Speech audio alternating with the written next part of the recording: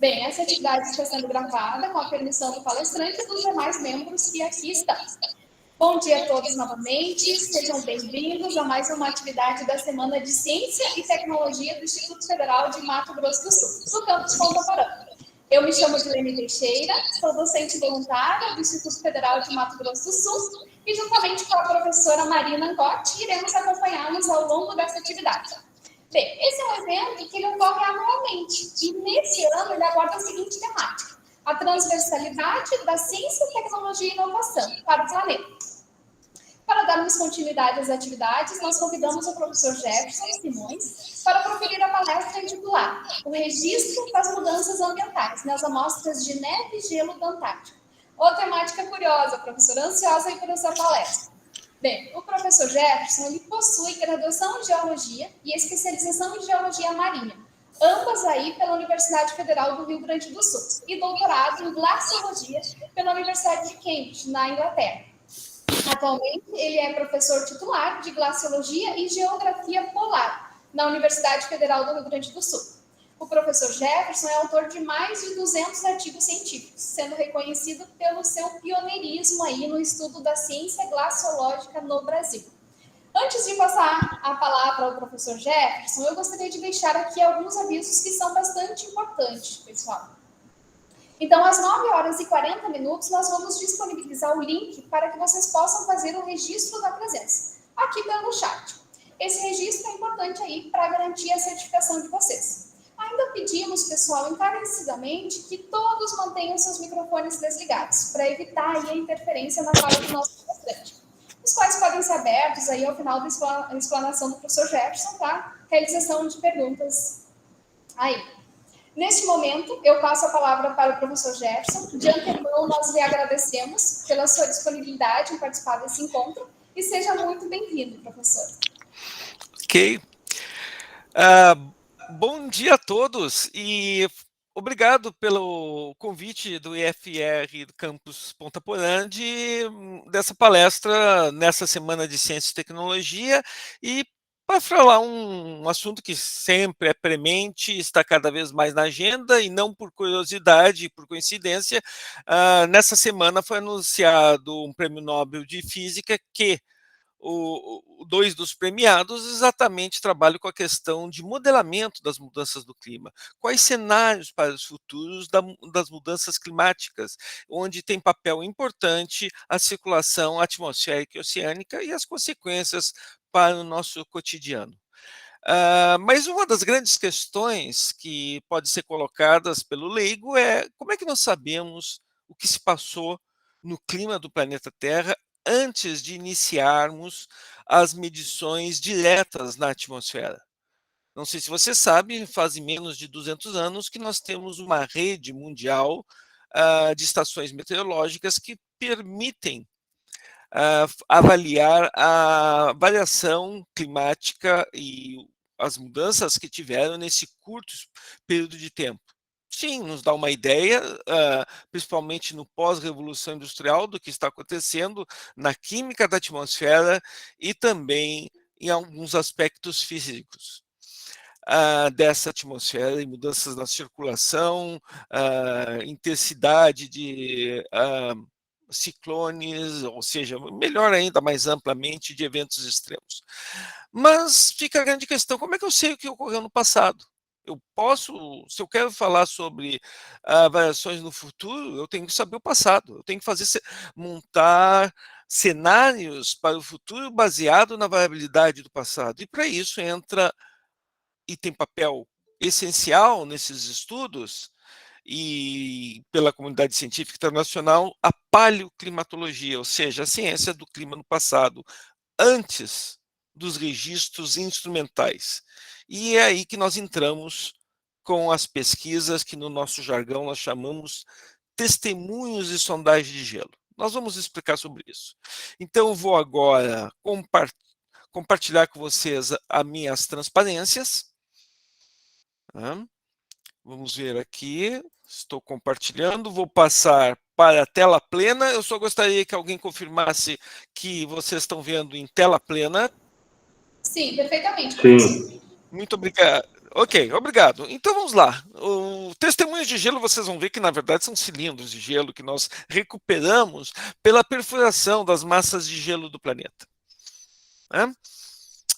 Isso é uma ação aqui no Brasil realizadas principalmente aqui pelo Centro Polar e Climático da URGS, que hoje faz parte desse grande Instituto Nacional de Ciência e Tecnologia da Criosfera, que estuda a massa de gelo do planeta Terra, e por incrível que pareça, parte dessa criosfera está muito perto aí de vocês, no centro-oeste do Brasil. Nós falaremos sobre isso, uma parte sobre isso. Bom, mas primeiro eu tenho que esclarecer para vocês que é a criosfera e qual é a parte que nos interessa. A massa de gelo do planeta ainda, por incrível que pareça, ainda cobre 10% do planeta Terra e tem diferentes componentes com diferentes gênesis. Eu só vou estar falando aqui, basicamente, centrando no que nós chamamos gelo glacial, que são geleiras e mantos de gelo. Existem outros componentes, que nem o solo congelado, que é o permafrost, a neve sazonal, que infelizmente as pessoas acham que é o mais importante, não é, e o mar congelado, que está nessa transparência, marcado aí nesse azul claro, brilhante, que é um cinturão, no caso da Antártica, de gelo marinho, que expande e contrai ao longo do ano, ou o gelo marinho, o mar congelado do Oceano Ártico. Você já pode ver, inclusive, esse contraste aqui. A Antártica é um continente circundado por oceano, e o Ártico, centrado sobre o Polo Norte geográfico, é um oceano circundado por massas de terra. Né? Eu só quero primeiro mostrar uma sequência aqui de imagens sobre a variação do gelo marinho do mar congelado, que não tem relação direta, mas vai ser importante para o nosso registro do que eu vou falar adiante. Mas olhem o que está acontecendo no Ártico. Isso para dar uma ideia para você sobre o que é variações ambientais rápidas que estão ocorrendo no planeta nos últimos 40 anos. Esse é o registro da extensão mínima em milhões de quilômetros quadrados no Oceano Ártico nos meses de setembro de cada ano. Vocês vão ver que realmente oscilava entre 5,5, 6, 7 milhões de quilômetros quadrados, e de repente, a partir desse milênio, ou desse século, de início de século, começa rapidamente a diminuir a cobertura do mar congelado, que está em branco aqui, no Ártico. É interessante porque, evidentemente, se você se lembrar lá da física do ensino médio, do princípio de Arquimedes, o mar congelado descongelando não afeta o nível do mar. E esse mar congelado, como diz o nome, é formado pelo congelamento da água do mar. E é uma pequena camada, 2 metros, 3 metros de espessura, e embaixo eu tenho o oceano, no caso, o Oceano Ártico. O desaparecimento desse mar congelado no verão tem importantes implicações para as mudanças climáticas globais, está afetando a circulação oceânica e atmosférica do hemisfério norte, é uma das causas do aumento da variabilidade climática, com a penetração de frentes frias no verão, frentes quentes no inverno. Nós estamos vendo maiores pulsos de calor e frio. Está muito mais variável o clima, e inclusive com conexões com processos que ocorrem lá nas regiões temperadas. Isso é devido a uma série de retroprocessamentos que eu não vou poder falar aqui. O mais interessante disso tudo, que está abrindo um sonho da época das grandes descobertas, que é uma passagem curta via o Ártico da Europa para o Oriente. Ou seja, você está começando a se tornar viável navegar com navios, inclusive que não seja o quebra-gelo, via o Oceano Ártico. Uma mudança no quadro político, maior militarização, e questões sobre o futuro do Ártico e da soberania do interior do Ártico. Bastante complexo. Mas vamos esquecer isso. Como eu te falei para vocês, o gelo no mundo do planeta Terra ou a criosfera, tem várias gênesis. Isso é formado pelo congelamento da água do mar. Mas o que nos interessa no nosso estudo, e que eu vou mostrar, não é isso, e sim a formação de geleiras. Contrário do que geralmente as pessoas entendem, as geleiras, o gelo do planeta Terra, na forma de glaciais ou geleiras, ou grandes mantos de gelo da Antártica e da Groenlândia, não são formados que nem um rio congelado, não é isso. Ela é formada, como vocês podem ver aqui, naquele cristalzinho de neve que cada nevasca vai acumulando através de milhares e milhares de anos. Ou seja, as geleiras são formadas pela acumulação de neve, a neve tem que acumular ao longo dos anos, senão, se ela derreter toda, não vai sobreviver essa massa de gelo, e vai acumulando. E vocês podem ver, inclusive, nesse paredão, que é uma falésia de parte do manto de gelo da Antártica, as camadas anuais. Você pode contar, inclusive, a olho nu nos primeiros metros, e basicamente nós temos uma mistura de ar com esses cristais de gelo que estão acumulando através de milhares e milhares de anos. O ar começa a ser expulso, começa a aumentar a densidade e no final nós vamos ter o que é o gelo glacial. Lembrando que o gelo, evidentemente, tem uma densidade menor do que a água, mas de qualquer maneira, o que vocês estão vendo nessa figura aqui no lado direito é o processo que nós chamamos de mudança, ou metamorfismo da neve recém-caída até chegar no gelo glacial. O importante é, para vocês entenderem o que eu vou falar daqui a pouco, é que esse cristalzinho de neve, ao se formar, ele está levando todas as características da atmosfera daquele período que ela se formou. Pode ser há 2 anos atrás, há 1.000 anos atrás, a época de nascimento de Cristo, há 10 mil, 20 mil. Na verdade, nós já chegamos até 800 mil anos de registro da composição química da atmosfera, porque aquele cristalzinho lá, ele guardou micropartículas, a composição química da água, a razão de isótopos da água, que é, não sei se você sabe, a água na natureza, na precipitação tem vários isótopos de oxigênio e hidrogênio. Essa proporção entre eles vai ser interessante, inclusive para dar informações sobre temperatura do passado. E, finalmente, tem algo muito importante, eu vou mostrar um gráfico para vocês, vai ficar retido nesse gelo glacial bolhas da atmosfera do passado. São paleoatmosfera. Então, ocorre um processo de compactação e recristalização, o ar é expulso, mas bolhas são fechadas e isoladas nesse gelo, e o próprio gelo guarda na sua composição química características da atmosfera do passado.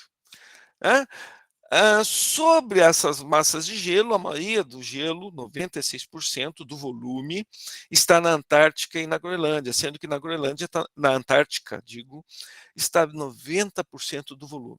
O que é esse 90% do volume de gelo do planeta?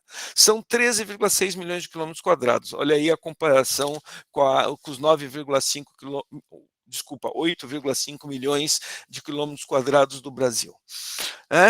E são 25 milhões de quilômetros cúbicos. Não sei se vocês se dão conta que isso representa uma camada homogênea sobre o território nacional de cerca de cerca de 3 quilômetros de gelo. Isso mostra, chega a ser um número absurdo, né? Do volume de gelo que está armazenado na Antártica e que foi formado pela precipitação, acumulação e metamorfismo da neve ao longo dos tempos. De uma maneira simplificada, nós podemos entender que nós, na verdade, temos o ciclo hidrológico na forma sólida.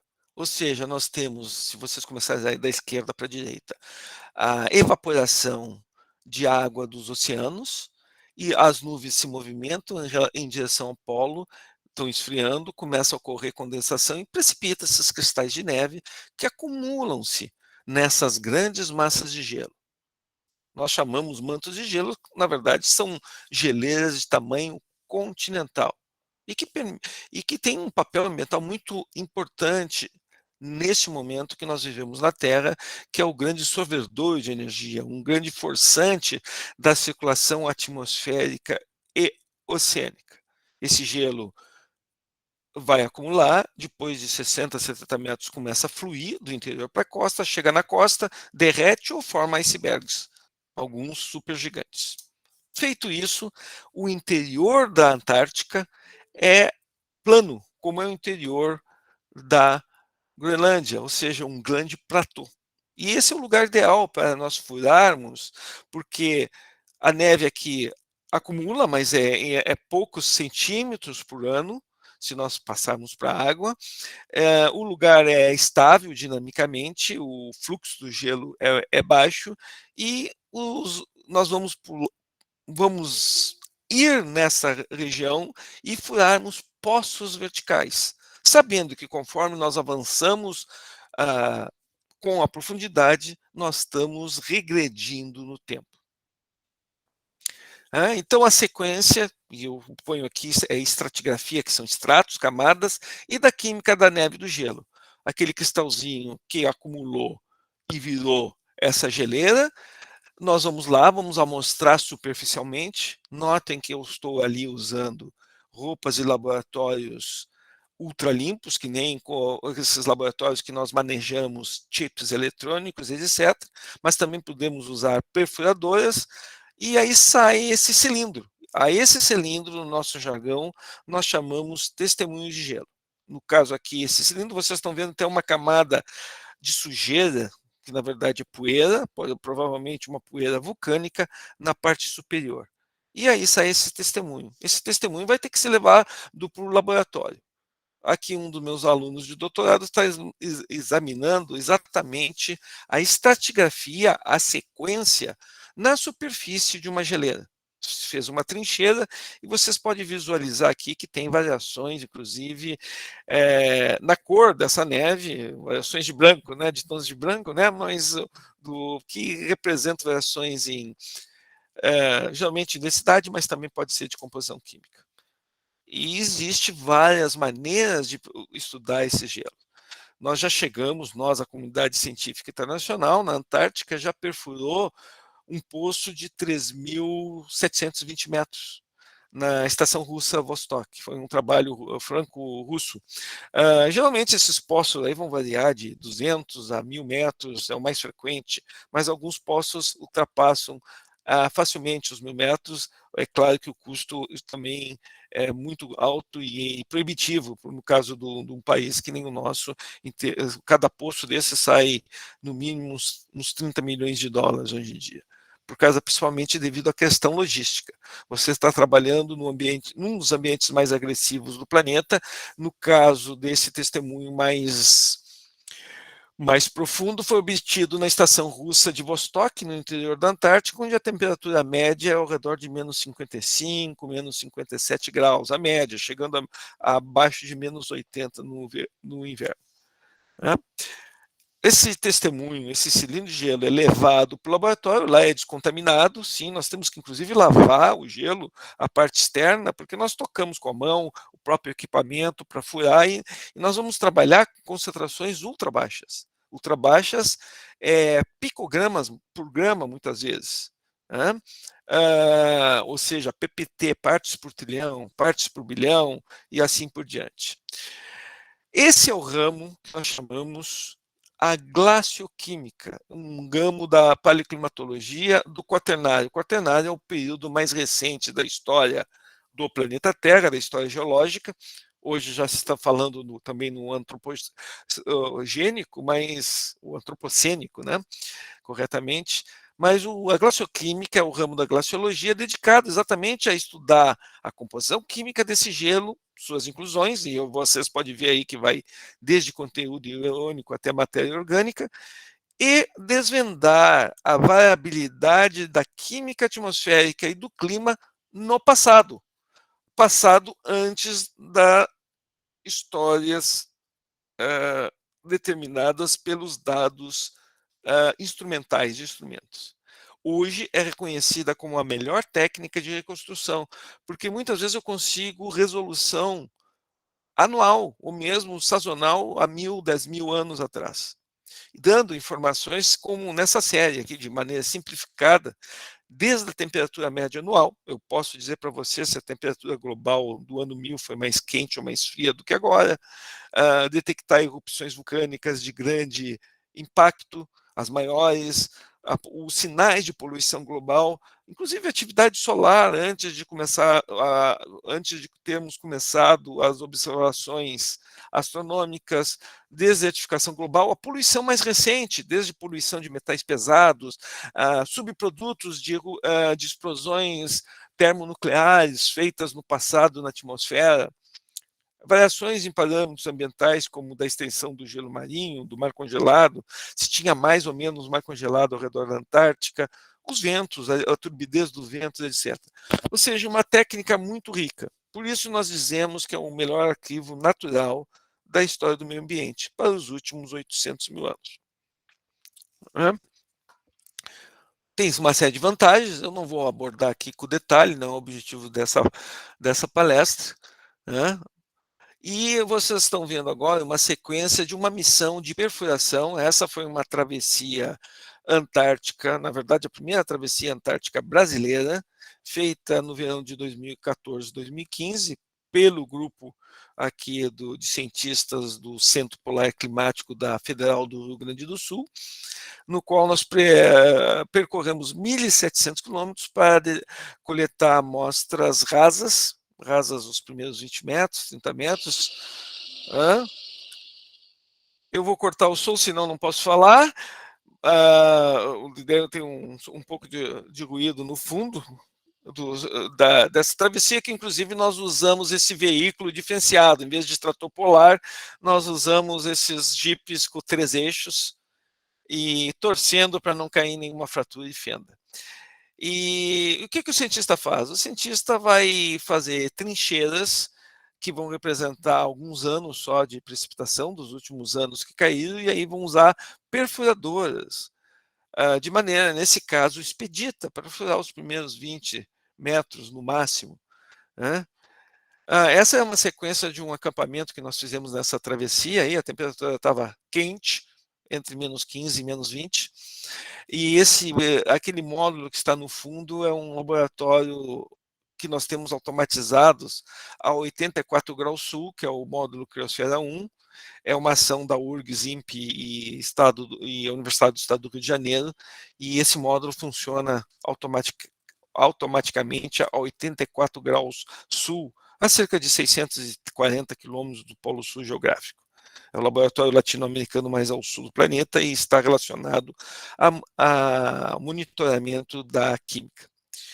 E aí, olha, nós vemos aqui exatamente como é que nós funcionamos nesse trabalho expedito, né? E sai esse cilindro, que ele começa como um cilindro de neve, depois com a profundidade ele vira um cilindro de gelo, e nós vamos fazer uma descrição do que está sendo observado,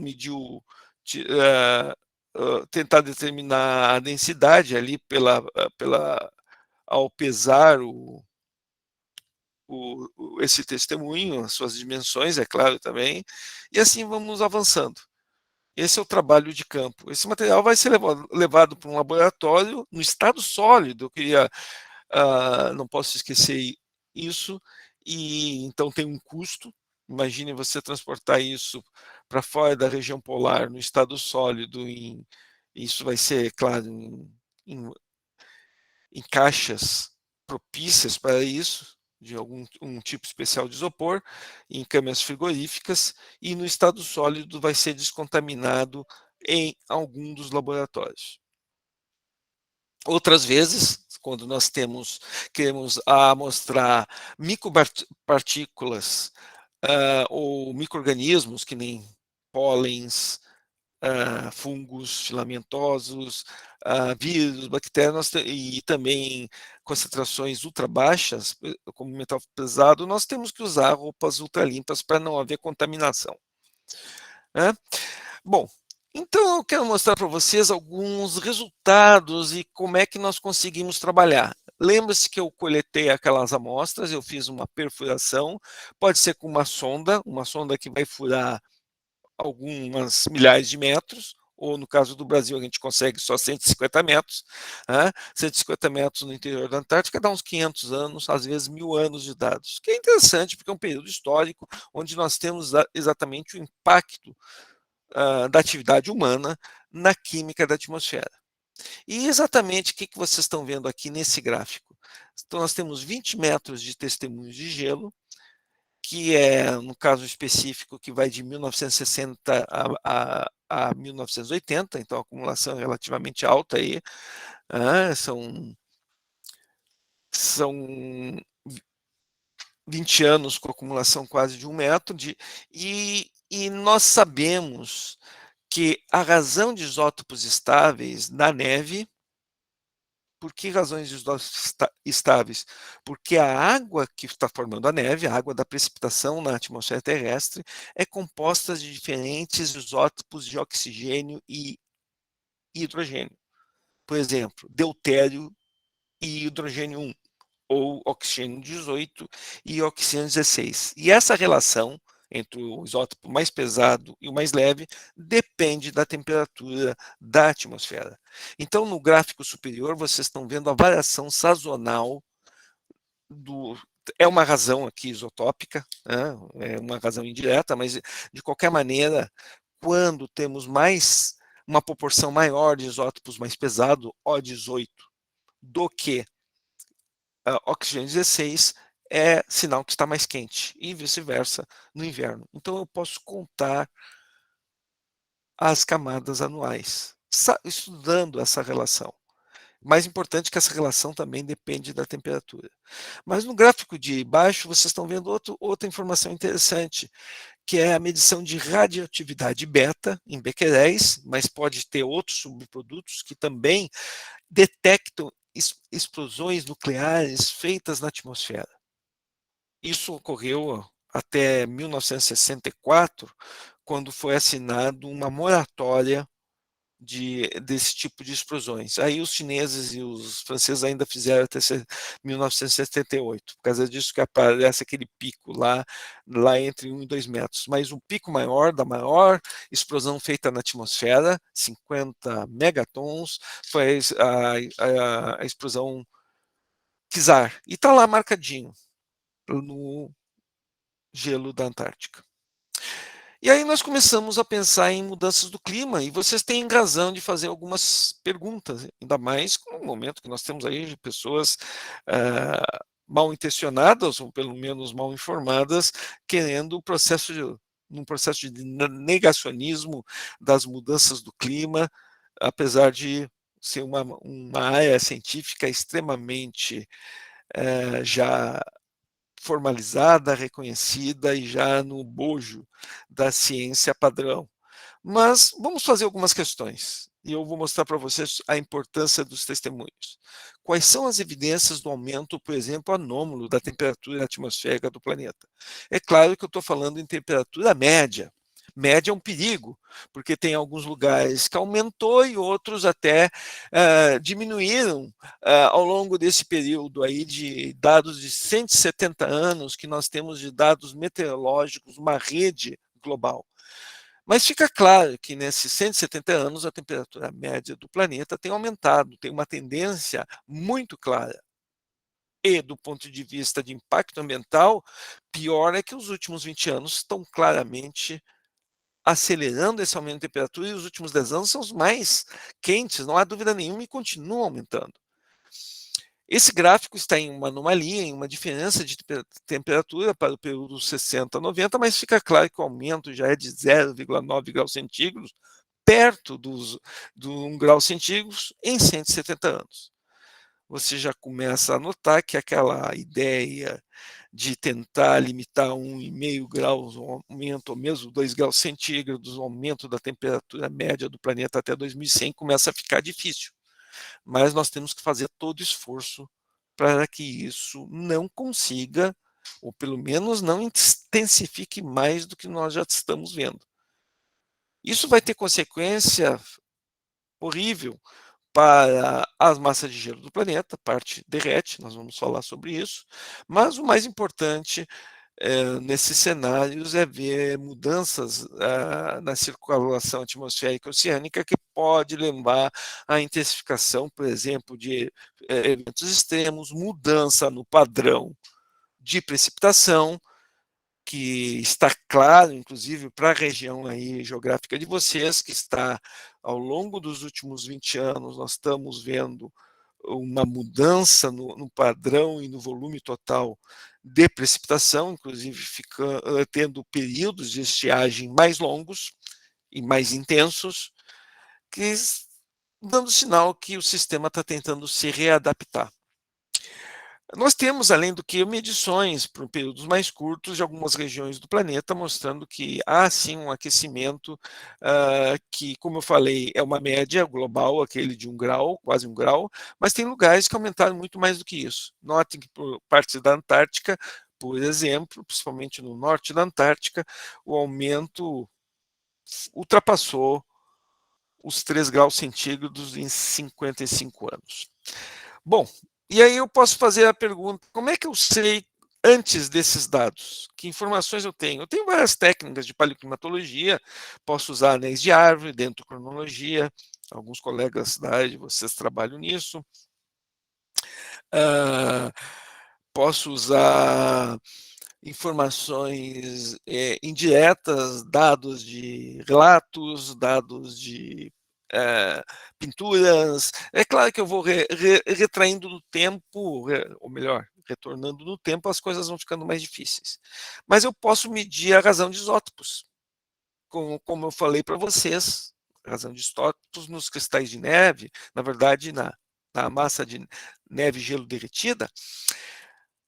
E nós temos esse gráfico, né, dessas medições, por exemplo, feitas em vários testemunhos de gelos para os últimos 1.200 anos, aproximadamente, e vocês podem notar que começa a ficar mais rico em isótopo mais pesado, e não por coincidência, vocês devem ter visto esse gráfico aqui em alguma publicação, alguns chamam do gráfico do taco de golfe, ou do taco de hóquei, melhor ainda, que mostra que a temperatura do planeta estava decaindo desde o ano 1000, chegando num período mais frio aí entre 1600 e 1850 e depois dispara, né, para cima. E ali está em anomalia, é o aumento dessa temperatura, que agora em 2020 já tinha atingido 0,9 graus centígrados, desde por volta de 1840 a 1850. A isso, alguns chamam de aquecimento global, a essa média, né? Então, aquela área mais clara aqui nesse gráfico é barras de erros nessas medições. O interessante é que nós temos hoje, como eu falei para vocês, 800 mil anos de dados sobre a temperatura da atmosfera. E exatamente como? Determinado pela razão de isótopos estáveis nos testemunhos de gelo da Antártica, da Groenlândia também, mas o da Antártica é mais longo. E o que vocês veem aqui? Nós temos nesse gráfico 900 mil anos de dados e no gráfico vertical, ou melhor, na coordenada vertical, a razão de isótopos agora é deutério e hidrogênio, ou seja, quanto mais deutério, mais quente era a atmosfera no passado. E se eu marcar, opa, deu um problema, adiantou aqui, eu vou marcar esse pontinho aqui, em vermelho, né? Esse aqui, isso é o nosso presente, mas o nosso presente antes da Revolução Industrial, né? O que nós chamamos o Holoceno, o presente, onde a história humana se desenvolveu nos últimos 10 mil anos. E esse outro ponto aqui, há cerca de 19 mil anos atrás, é o auge da última idade do gelo, onde a temperatura era cerca do planeta como um todo 9 graus mais frio. Isso representou, naquele momento, uma cobertura de gelo de 30% do planeta. E hoje nós estamos com 10% do planeta coberto por gelo e neve. Mas o mais interessante, não sei se vocês estão olhando aqui e vendo, que parece, não parece, realmente há ciclos nesses 800 mil anos, de temperatura mais baixa e mais alta. E se vocês olharem, nós temos aqui algo similar ao presente há 126 mil anos atrás, há 225 mil anos atrás, há 315 mil anos atrás, há 410 mil anos atrás e assim por diante. Ou seja, esses períodos nós chamamos interglaciais. E os glaciais, que são esses períodos aqui, os auges das últimas idades do gelo. Né? Então, o que vocês estão vendo aqui? Os ciclos de glaciais, interglaciais, ao longo dos últimos 800 mil anos. Nós sabemos que existe um ciclo bem claro de 100 mil anos de períodos mais frios, que nós chamamos glaciais, e períodos de 10 mil anos a 20 mil anos, que nós chamamos interglaciais, similares ao que nós vivemos. E é claro, isso implicou no ciclo de aumento e redução da massa de gelo do planeta. O importante aqui é ver que entre a temperatura média do auge de uma última idade do gelo e o presente, antes da atividade do homem, foi de cerca de 9 graus centígrados na temperatura média do planeta. E nós já aumentamos quase 1 grau em 170 anos. Isso também dá uma noção de escala. Bom, por que isso está ocorrendo? A proposta mais viável, mais aceita, e examinando todas as evidências existentes, é claro que isso é uma decorrente da intensificação do processo do efeito estufa pós-revolução industrial.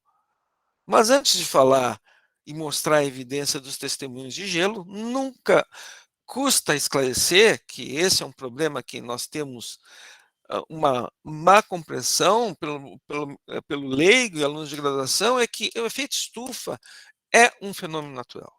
Fenômeno natural que permite que a temperatura do planeta Terra seja ao redor de 15 graus centígrados, temperatura da superfície, e não menos 16. O que eu quero dizer com isso? Nós temos gases que variam naturalmente, estão ali. Que gases são esses? O CO2, o dióxido de carbono, CH4, o metano, óxido nitroso, N2O, e o vapor d'água, que fazem o seguinte: a radiação que vem do Sol é radiação curta, no visível, principalmente, atravessa a atmosfera. E quando essa radiação é reemitida da atmosfera para o espaço, isso tem que acontecer, porque senão o planeta aqueceria infinitamente, está transmitindo energia, a maioria dessa energia volta como infravermelho. Só que esses gases, os gases estufas, eles são um filtro. A radiação infravermelha não esses gases não são transparentes. A radiação infravermelha dificulta a dispersão dessa energia de volta para o espaço. O que nós fizemos foi intensificar, guarde o termo, efeito estufa intensificado. Como? Pela maior emissão desses gases que já existiam na natureza, inclusive por romper o ciclo do carbono. Como? Queimando hidrocarbonetos, tirando o carbono que está lá embaixo, como óleo, como carvão, jogando mais rápido, mas também processos de aumento do nosso rebanho, fermentação entérica, aumento de produção agrícola, por exemplo, principalmente arrozais, na forma de alagados, e também a produção de gases artificiais que estão ali, que é HFCs, PFCs, CFCs, que também são gases de efeito estufa. Então, basicamente, guarde, o efeito estufa é um fenômeno natural, ele é devido à presença de gases que absorvem a radiação infravermelho que é emitida pela Terra de volta para o espaço, e nós intensificamos esse efeito estufa por botar mais desses gases e gases artificiais na atmosfera ao longo dos últimos 200 anos. E se nós medirmos na atmosfera terrestre, só que nós só começamos em 1958, a concentração desses gases, e aqui eu estou mostrando nesse gráfico o CO2, nós temos aqui um aumento aí de quase 30% no meu período de vida, aproximadamente, né? E isso intensifica, é claro, o efeito estufa. E vocês estão vendo ali um aumento de 310, 315 partes por milhão para 415, e aumentando. E provavelmente nós vamos atingir 500 partes por milhão até 2035, 2040. Isso intensifica mais a absorção de energia, aquece mais a atmosfera terrestre. Mas, evidentemente, vai ter alguém que, justificadamente, vai me perguntar, mas o que nós sabemos antes dessas medidas? Como eu sei e posso confirmar que isso é antrópico? Bom, aí que entra a minha pesquisa com testemunhos de gelo.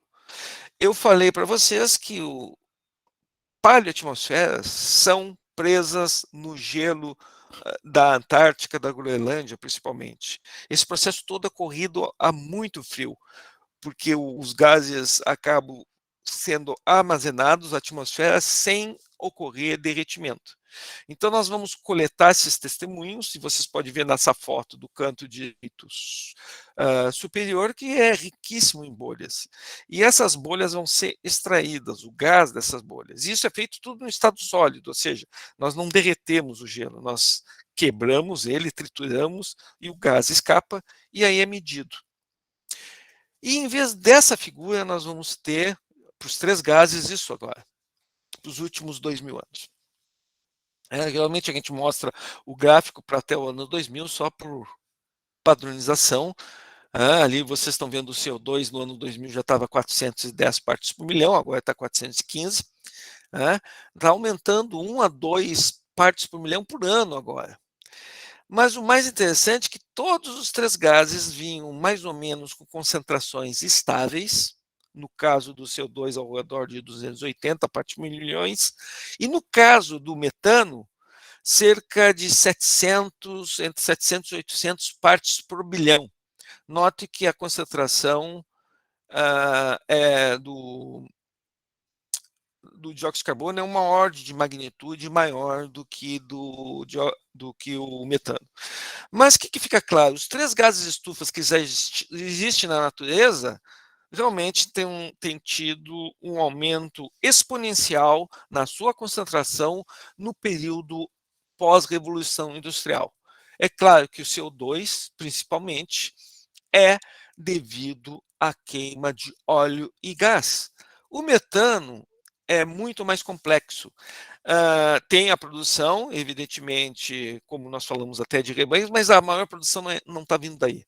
Está vindo do derretimento do solo congelado do hemisfério norte. 30% da área continental do hemisfério norte tem isso que nós chamamos permafrost. E o permafrost é um grande armazenador de metano. E o aquecimento está derretendo o solo, libera mais metano e começa um retroprocessamento, um feedback positivo. Mais aquecimento, mais CH4 sendo liberado, CH4 intensifica o efeito estufa, principalmente aí no Ártico, no hemisfério norte, que aquece mais ainda essa região, que derrete mais gelo no solo, que libera mais CH4 e assim por diante.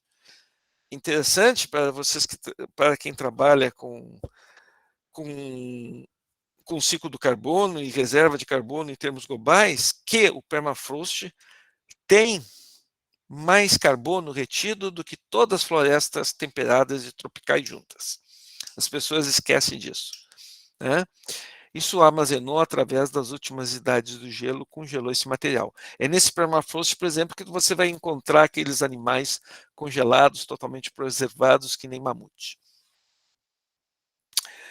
Ok.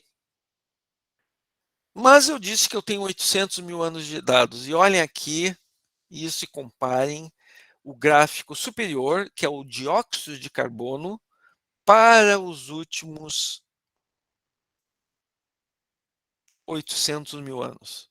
E nós vamos ver exatamente aqueles ciclos glaciais interglaciais.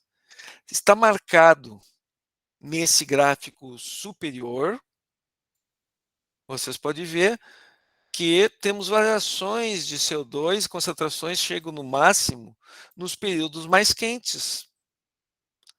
Que isso aqui coincide, aqui o gráfico do meio, é a variação de temperatura ao longo desse período. Né? Então a temperatura, inclusive, é claro, já foi mais quente há cerca de 125 mil anos atrás do que a temperatura da atmosfera terrestre antes do aquecimento antrópico. Nós temos períodos mais quentes, inclusive, do período que nós vivemos ao longo desses 800 mil anos. Mas não está aqui os últimos 200 anos de dado, com exceção de um que eu plotei, que é a concentração de CO2. Olhem que o CO2, ao longo de 800 mil anos, nunca ultrapassou as 300 partes por milhão por volume, mas hoje já ultrapassou os 415. Então, na mesma escala, olha onde é que está o ano de 2015 na concentração de CO2. Note que lá embaixo, nesse gráfico, está a concentração de CH4 e também reflete os ciclos glaciais e interglaciais. Então, nós estamos vendo aqui nesse gráfico que ao longo de 800 mil anos nós tivemos variações grandes no CO2 e no metano e também, acompanhando isso, variações na temperatura. Nós podemos confirmar, então, que a concentração atual de dióxido de carbono e também de metano é a maior dos últimos 800 mil anos e fora da escala de variabilidade natural. Interessante, né? Na verdade, aqui só para vocês saberem, quem exerce e faz esse processo ocorrer, primeiro aumenta a temperatura da atmosfera e aí aumenta a concentração pela produtividade biológica desses dois gases. Só que isso foi rompido há 200 anos atrás. Hoje a concentração está aumentando antes do que a produção biológica. Com isso, e essa foi a razão do prêmio Nobel, principalmente para o cientista Manabe, um colega nosso na área de modelamento climático, que existem vários cenários usando modelos do clima para cenários dos próximos 100 anos da temperatura média do planeta Terra. Cenários desde o menor caso, que vamos dizer que é seguindo alguns protocolos, alguns regimes que controle a emissão desses gases estufas, ou um laissez-faire, vale tudo, deixa correr, tipo liberal que acredita que o sistema vai se autocorrigir, sem tomada de nenhuma medida governamental, sem levar em consideração o coletivo da sociedade.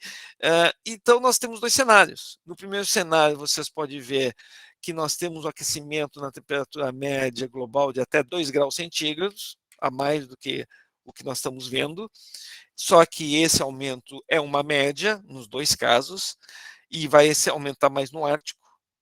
O Ártico é o lugar que está aumentando mais a temperatura, ou, se nós deixarmos vale tudo, não tem controle, olhem que a temperatura média no Ártico pode ultrapassar os 6 graus centígrados.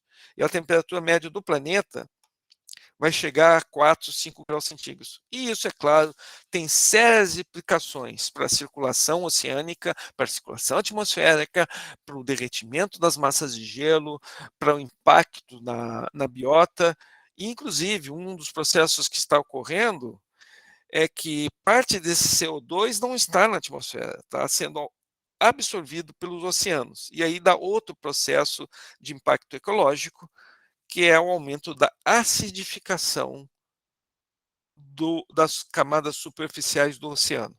Porque o CO2 forma, junto com a água, um ácido fraco, que é o ácido carbônico, HCO3-, e isso acidifica o oceano, e vocês podem imaginar o impacto que tem, então, na biota.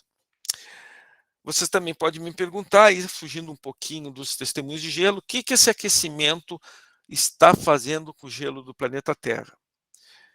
O gelo do planeta Terra, eu não falei, esse volume todo que temos, principalmente na Antártica e Groenlândia, se derretesse todo, aumentaria o nível do mar de quase 70 metros. Na verdade, 65 metros. Mas não existe processo conhecido que possa levar ao derretimento total em menos de milhões, na verdade, menos de centenas de milhares ou mesmo milhões de anos. nós temos que perguntar o que é realista e o que está ocorrendo com o gelo do planeta Terra. Bom, de saída eu posso dizer que o gelo que está derretendo é esse aqui, ó, geleiras e calotas de gelo fora das regiões polares, que pode aumentar o nível do mar entre 15 a 37 centímetros. Isso está claro, elas estão desaparecendo.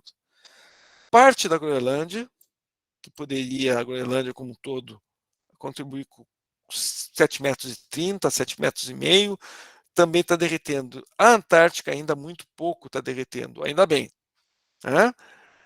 Porque ali armazena quase 60 metros de equivalente no nível médio dos mares. Então, os cenários de mudanças do clima para derretimento, cenários científicos do painel intergovernamental da ONU sobre mudanças do clima, na verdade eles não fazem nenhum cenário, quem faz são os cientistas, eles usam os dados, implicam um aumento do nível do mar no melhor cenário em cerca de 20 centímetros, 28 centímetros, que é esse aqui que a gente chama RCP 2,5. E no pior cenário, um aumento aí de 1,10 m. No que? Aumento no nível médio do mar, vertical. Quanto vai avançar num continente adentro, por exemplo, aqui no Rio Grande do Sul, depende da morfologia costeira, que é baixa. Pode avançar alguns quilômetros em alguns lugares. Então, o cenário realista é que cerca de até 3% da massa de gelo do planeta pode derreter. Que massa de gelo? Que está em cima dos continentes, que está em cima de ilhas. E também temos a expansão térmica do mar. É isso que está contribuindo para o aumento do nível do mar, que já está em cerca de 9 milímetros por ano e que vai intensificar, vai aumentar. E da onde vem esse derretimento? Da Groenlândia e principalmente no momento, a Groenlândia já está se tornando importante, mas principalmente no momento de geleiras das regiões temperadas, dos trópicos, que nem na Bolívia e no Peru. E aqui eu estou dando um exemplo só de uma geleira bem conhecida, que é a geleira Rhône, onde nasce o rio Rhône, lá na Suíça, que mostra a retração dela. Hoje ela está, essa foto já está antiga, que a frente dela está aqui, mais ou menos. E aqui são mais de 7 quilômetros aqui da frente onde estava em 1800. Ou seja, essas geleiras estão realmente derretendo, já inclusive tem impacto no turismo, né? Então nós temos esse cenário para até 2100. Né? Esses são os cenários médios aqui. Então nós vamos ver a contribuição de perda do manto de gelo da Antártica, que deve aumentar nas próximas décadas. E as variações, então, de 0,28, 0,29 metros até 1,10 m. Existem alguns cenários mais catastrofistas, eu diria, que prevê um aumento maior, mas não mais do que 2 metros, 3 metros, e isso em situações excepcionais. E se nada for feito nos próximos 400 anos, o nível médio dos mares pode sim aumentar até 5 metros. Mas nós estamos trabalhando aí em outra escala temporal. Vamos voltar para testemunhos. O que nós sabemos de poluição atmosférica global a partir de testemunhos de gelo? O que nós determinamos? Por exemplo, eu consigo detectar todas as grandes erupções vulcânicas no passado. Ou seja, um vulcão entra em erupção, joga micropartículas, joga ácidos, principalmente ácido clorídrico, mas também ácido sulfúrico, dá acidificação na atmosfera e isso dá picos. A figura da esquerda aqui é picos de acidez em microequivalentes de hidrogênio por quilo. E vocês veem alguns grandes picos conhecidos. Alguns de vocês devem ter ouvido do Krakatoa, que foi uma grande erupção vulcânica no final do século XIX, mas tem o mais importante aqui, o Tambora, que deixou o planeta Terra 2 anos sem verão, em 1815 e 1816. Então, nós conseguimos determinar o impacto dessas erupções vulcânicas na atmosfera, que geralmente esfria a atmosfera. Então, hoje se consegue detectar todas as erupções vulcânicas de grande envergadura que tiveram um impacto grande na transparência da atmosfera. É claro que isso depende do local que o testemunho está. Por exemplo, aqui num testemunho lá na Groenlândia, você consegue detectar até o Vesúvio, em 79, né, quando destruiu Pompeia. Isso é importante para a gente determinar o que é variação natural, inclusive o impacto do vulcão, de poluição atmosférica. Então, aqui nós temos dois gráficos interessantes. Um mostra, vamos nos concentrar aqui no gráfico superior, a concentração de sulfatos não marinhos. Por que o não marinho? O não marinho pode ter origem natural, por exemplo, erupções vulcânicas, mas erupções vulcânicas vão dar picos. Então, olha o que vocês estão vendo até 1900. É o gráfico, a linha preta. Que volta e meia nós temos alguns picos de sulfato não marinho, que nem esse aqui de 1815, por causa do Tambora. Mas tem outros. Só que o que vocês veem a partir de 1900 é uma tendência ao aumento. A mesma coisa ocorrendo com o NO3. Ou seja, está aumentando o sulfato, porque em alguns lugares da Terra, inclusive, você sabe, nós temos chuva ácida ou mesmo neve ácida. Então, você vai ver a variação natural, que são esses picos de origem vulcânica, por exemplo, mas aí uma tendência devido ao aumento da acidez na atmosfera, aumento de sulfatos. O gráfico embaixo é interessantíssimo porque mostra duas coisas. Primeiro é a concentração de chumbo desde da Revolução Industrial na atmosfera. Aonde? Medida na Groenlândia. Mas olha a concentração como é baixa. A concentração em cima ali de sulfatos estava em nanogramas por grama, partes por bilhão. Aqui está em partes por trilhão, picograma por grama. O que seria de esperar, que é um metal pesado, né? O chumbo. Então vocês notem que começa a chegar ao final do século XIX, começa a aumentar o chumbo, a mineração de chumbo, e aí dispara no pós-guerra. Alguns dos mais antigos talvez saibam, ou quem estudou química ambiental, que isso aqui decorre do uso de chumbo teratretila na gasolina para aumentar a octanagem. Até que se deu conta que isso era prejudicial para a saúde humana, para o meio ambiente como um todo, inclusive penal pesado, lembro que dá impotência, etc. Né? Mas o interessante é que nós começamos a remover o chumbo da gasolina no final do século XX. E aí, na Groenlândia, começa a desabar a concentração de chumbo. Então, é isso que ocorreu com o chumbo na atmosfera lá da Groenlândia através desses últimos 200, 250 anos. Um colega meu, uma lição de como a ciência trabalha, um colega meu coreano decidiu, eu vou mostrar o chumbo nos últimos 7.000, 8.000 anos. Aí o pessoal, mas para quê? Não deve ter variação nenhuma, você vai encontrar talvez alguma variação em mina, etc., mas muito esporádica. Não, mas eu vou fazer a medida. E aí ele veio com esse resultado, do meu ponto de vista, sensacional aí para os últimos 7.760 anos, que olhando esse registro, sim, nós temos os últimos 200 anos aqui, pós-revolução industrial, no aumento, mas há cerca de 2.000 anos atrás, lá por anos, na verdade, entre o ano 50 até o ano 200, nós temos um pico é uma ordem de magnitude menor, mas de chumbo na atmosfera ou na química do neve e gelo da Groenlândia. Isso foi decorrência do aumento da cunhagem do Império Romano. Ou seja, o Império Romano teve um impacto no chumbo na atmosfera do hemisfério norte. Então essa poluição é mais antiga, inclusive. É claro que depois veio a Idade Média e diminui tudo. Aqui só para mostrar alguns resultados nossos, por exemplo, mais recentes, é um trabalho numa escala menor, aqui para os últimos 40 anos, nós medimos urânio e notamos que na neve e gelo antártico, notamos que estava aumentando o urânio lá, e isso foi associado à mineração em céu aberto na Austrália de urânio. E aumentou um pouco a concentração de urânio natural, como vocês podem ver. Concentração ainda baixa.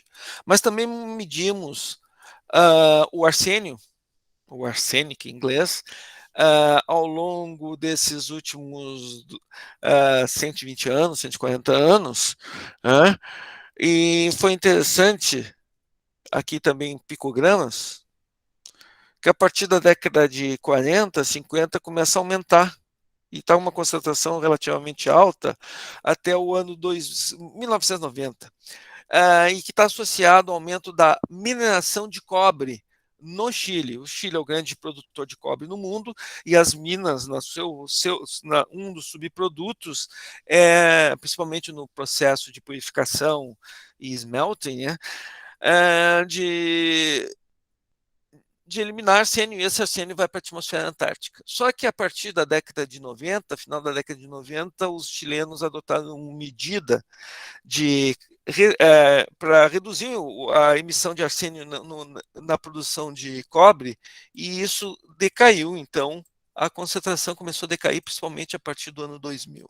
Mostra, então, que nós, usando alguns processos, alguns filtros, nós podemos reduzir a poluição aí na escala global.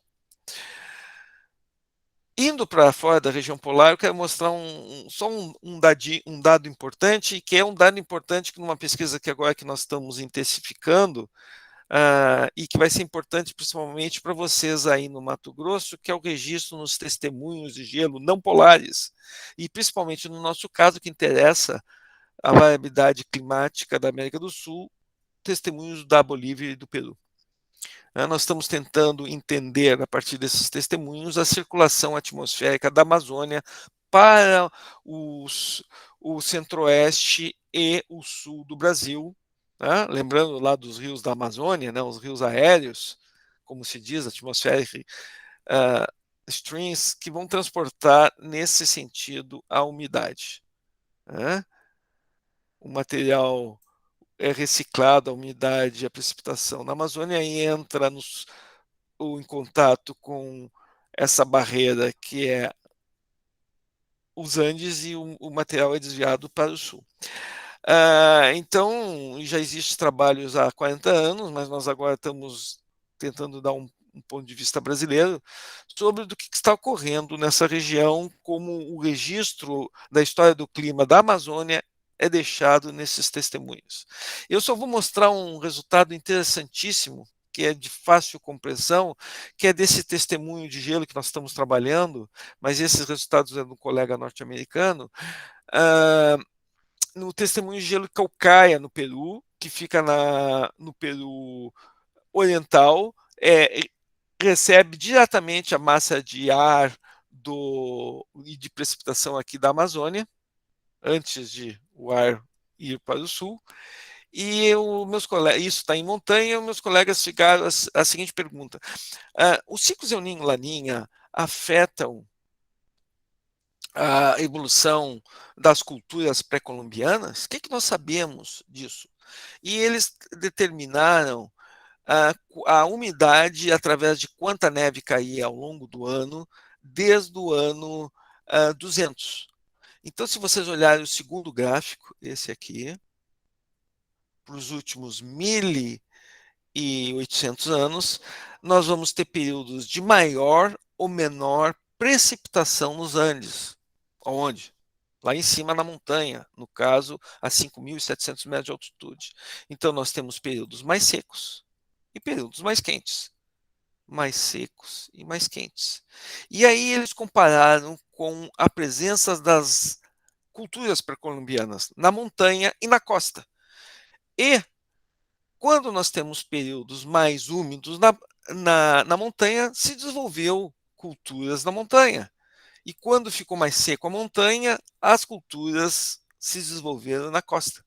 Então você vê os períodos úmidos, nós tivemos a cultura Inca, o Império Inca, nós tivemos os usuários, e nos períodos mais secos na montanha, o período mais úmido, onde estava mais úmido, era na costa. Isso está relacionado à intensificação, ou não menor, do El Niño. Sempre que durante El Niño nós temos períodos mais úmidos na costa. mas que se tornam mais secos no interior e vice-versa. Muito do que eu falei aqui nessa apresentação para vocês está num relatório recente que existe uma tradução em português disponível no Ministério da Ciência e Tecnologia, que é exatamente o impacto das mudanças do clima, especificamente no oceano e criosfera. Eu recomendo, se alguém quiser mais informações, baixar lá. Tá? Para finalizar, eu quero mostrar uma coisa que mostra como nós sabemos pouco do planeta Terra.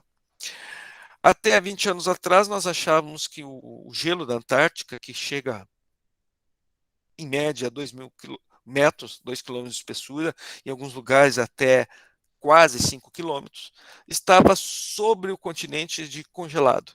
E aí nós começamos a descobrir lagos subglaciais. O maior deles é o Lago Vostok, que aqui está marcado na superfície. Hoje são mais de 400 lagos já detectados, e inclusive alguns deles que se comunicam com uma bacia subglacial de rios ou riachos entre o gelo e a atmosfera. Ou, desculpa, entre o gelo e o embasamento rochoso. Note nessa figura do canto esquerdo o que tem em Vostok. Nós temos aqui um furinho que os russos fizeram de mais de 3.720 metros de gelo. E lá embaixo eu tenho um lago. Se vocês gostam de ficção científica, eu tenho circulação oceânica. No caso do lacustre, né? Tem uma circulação. Eu tenho nutrientes, temos gases, temos todas as condições propícias para ter vida. E tem uma lâmina d'água de 300 a 500 metros de estado líquido lá embaixo. Vida que se desenvolveu aí no último 1 a 5 milhões de anos, separada do resto do planeta Terra. Então, uma curiosidade mostra o que nós sabemos ainda muito pouca coisa desse ambiente. E, inclusive, dentro desse gelo, nos testemunhos, nós encontramos organismos viáveis, ou seja, organismos que estão em estágio dormente há dezenas ou mesmo centenas de milhares de anos e que pode ser trazido à vida. Aqui nós estamos mostrando, são esses organismos aí que aparecem nessa microfotografia por microscópio eletrônico, como essa coloração verde. Né? Então, nós poderíamos trazer esses organismos à vida. Bom, eu encerro a minha apresentação aqui. Isso foi uma apresentação do Centro Polar Climático, parte, ou sede, na verdade, do INCT da Criosfera. E olhem, eu encerro com esse mapa. Se nós queremos entender a variação climática, o sistema clima e o ambiente como um todo da América do Sul, mesmo no centro da América do Sul, nós olhando no nosso entorno, nós vamos ver que nós estamos muito próximo da Antártica, é o continente mais próximo, e também circundado pela essa enorme massa de água. Só assim, se nós integrarmos, acoplarmos no nosso estudo a Antártica e os oceanos, nós vamos conseguir entender a variabilidade do clima do planeta Terra nessa parte específica. Então, obrigado pela atenção e eu passo a palavra para vocês. Professor Jefferson, meu Deus, que palestra maravilhosa. Quanta riqueza de conhecimento você nos trouxe nessa manhã, professor. Nossa, eu não fazia, e imagino que boa parte das pessoas que estão aqui não faziam ideia do quanto que a neve e o gelo pode nos trazer de informações aí, né, relacionadas às mudanças ambientais. Professor, temos uma pergunta da professora Marina. Ela pergunta: caso continue ocorrendo esses derretimentos, as praias como conhecemos hoje poderão acabar e as cidades serão alagadas? Existe uma previsão para que isso aconteça? Olha, a grande questão é a escala, e nós temos que evitar um catastrofismo exagerado. Todos os cenários apontam que nós teremos, no pior caso, um aumento de 1,10 m, talvez 1,20 m até 2100. Isso não acaba com todas as praias, mas evidentemente afeta muitas das nossas praias, muitas das planícies costeiras. E no caso específico do Brasil, em alguns lugares nós sabemos, que nem aqui em Rio Grande, inclusive nós temos parte da praia abaixo do nível do mar. Então, pode sim avançar. Eu brinco até com meus alunos que eu não compro casa na beira da praia, né? Porque isso, é claro, mesmo pela própria urbanização exagerada, nós vamos ter um impacto na morfologia. Isso está claro. E é um processo que vai ocorrer nos próximos 40, 50 anos. Muitos de vocês vão ver isso, talvez eu não. Eu alguns centímetros. Então, isso sim é realista. E isso tem implicações socioeconômicas enormes. Defesa costeira, estrutura portuária, isso vai dar casa de trilhões de dólares em termos globais, impacto socioeconômico nas. Imagine, favela da Maré, outras palafitas. O impacto é também dependendo de classe social, mas essa é a realista. Aqui, o exagero, o alerta, vai aumentar tudo, vai enterrar a cidade, não. É claro que depende da morfologia da cidade, não é assim, mas, por outro lado, existem cenários para 500 anos, e aí é um aumento no nível do mar de 5, 6 metros se nada for feito. A grande questão é o seguinte: se nós não mudarmos a malha energética e continuarmos a jogar carbono e não tiver vai aumentar mais ainda do que esses 2, 3, 4 graus. Pode chegar a um aumento de 5, 6 graus. E aí sim nós temos um aumento no nível do mar de 6 metros. Perfeito. Enquanto você falava, eu ficava pensando aqui, né? O quanto que a gente vai ter de impacto se realmente esses 6 graus médios aumentarem aí na produção animal, né? Muitas espécies eu acredito que nem terão como sobreviver. O grande questão, lembre-se, isso é a velocidade que esse processo está tomando. Basta ser ter ideia de evolução, que sabe que as espécies se adaptam. Elas migram, elas mudam de latitude. A questão é a seguinte: qual é essa velocidade? É um processo que nós estamos acelerando, que raramente ocorreu na história do planeta todo. Eu não sei quando caiu um meteoro nos dinossauros ou grandes erupções vulcânicas, mas as erupções são pontuais. Em 2, 3 anos, o sistema se reabilita. Mas agora nós estamos fazendo uma mudança de décadas, que é rápida, mas ao mesmo tempo está intensificando pouco a pouco. Então, algumas espécies não se adaptam. Né? Podemos. Desculpa. Então, e a espécie humana depende da condição socioeconômica de cada um. Como eu digo, quem tem condições financeiras migra, põe ar-condicionado, que pode também intensificar o aquecimento, e assim por diante. E quem não tem?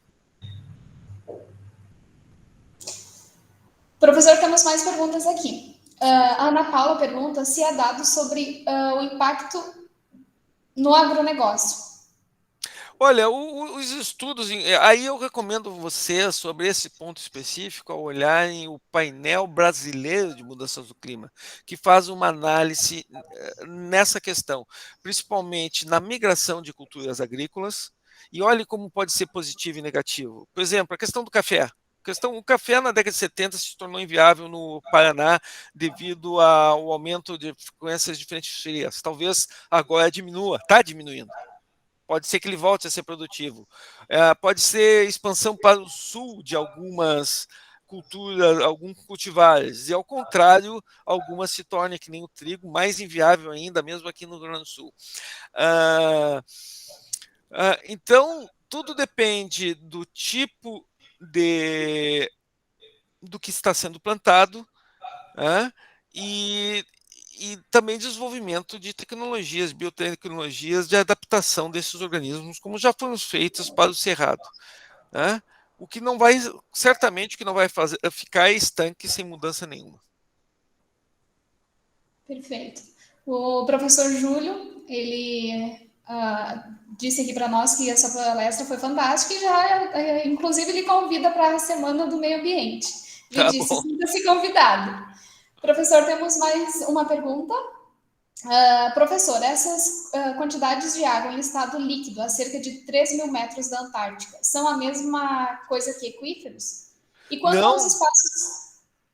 E quanto ao espaço que foi feito para escavação ele é preenchido com o tempo, com o crescimento do gelo, tendo de haver uma nova escavação? Vamos lá. Bom, aquela água que está lá, ela está no estado líquido, ela está isolada, ela é produzida pelo calor geotérmico, ou seja, o calor gerado pela própria crosta terrestre e está isolado, né, lá embaixo. E especificamente que eu respondi não, o que ele queria saber? Que eu me atrapalhei nas duas partes da questão em si. Ele pergunta sobre essa quantidade de água, né? Sim. E depois ele pergunta sobre aqueles espaços que foram feitos para escavação. Mas olha, olha, duas coisas. Primeiro, o gelo é deformável. Ainda mais com essa espessura enorme, que nem uma rocha é deformável. Você sabe que se você fizer uma mina e abandonar, a mina vai fechar cedo ou tarde. É? Porque a rocha se deforma, principalmente profunda. E no gelo é mais deformável ainda, que é viscoplástico, ele começa a fechar tão logo você tira o furo. E outra coisa é a questão do diâmetro do furo. Um furo desse tem diâmetro no máximo 10, 15 centímetros. Né? Imagine numa área de 13,6 milhões de quilômetros quadrados. Então esse gelo fecha em questão de alguns anos. Sim, mesmo que se quisesse voltar no mesmo, se ele não fechasse, a gente nem ia talvez encontrar ele mais. Também teria dificuldade de encontrar, apesar que hoje com o GPS tu mede até com É, precisão de alguns centímetros. é. Mas você tem que refazer o furo, como é muito comum na minha profissão. E professor, o professor Júlio pede para, se você puder enviar o link do relatório que você mencionou. Claro, é só o, é no MCTI, se botar, Siroc, vamos ver aqui, ó. Resumo, Siroc, eu já ponho aqui. 2019, na verdade saiu em 2020, mas MCTI, vamos ver se aparece aqui. Ciroc, Ciroc, não está aparecendo. Mas é só procurar no MCTI, procure na internet, é o relatório do IPCC, SROCC. E tradução ou versão português, que esse é o resumo executivo. O relatório completo está lá no site do IPCC, aí um volume enorme, e está em inglês, eu não sei se já saiu a versão em espanhol. Não vai ter em Perfeito, português. perfeito. Mas essa gravação, ela também vai ser disponibilizada às pessoas que estão assistindo, então depois também fica fácil, né, das Fica fácil de pessoas. procurar. Professor, então acredito que a gente não tenha mais nenhuma pergunta aqui. Nós lhe agradecemos muito por todos os conhecimentos que você nos trouxe nessa manhã. Conhecimentos aí que nos preocupam, né? Mas é preciso a gente disseminar esses conhecimentos e tivemos em torno de 38, 40 pessoas aqui lhe assistindo. Então Tá a bom. gente lhe agradece muito por a sua participação e se não houver mais nenhuma pergunta, nenhum comentário, a nossa sessão será finalizada. Ok? Então eu Né? agradeço muito a oportunidade e até a próxima. Nós que agradecemos. Abraço, professor. Abraço.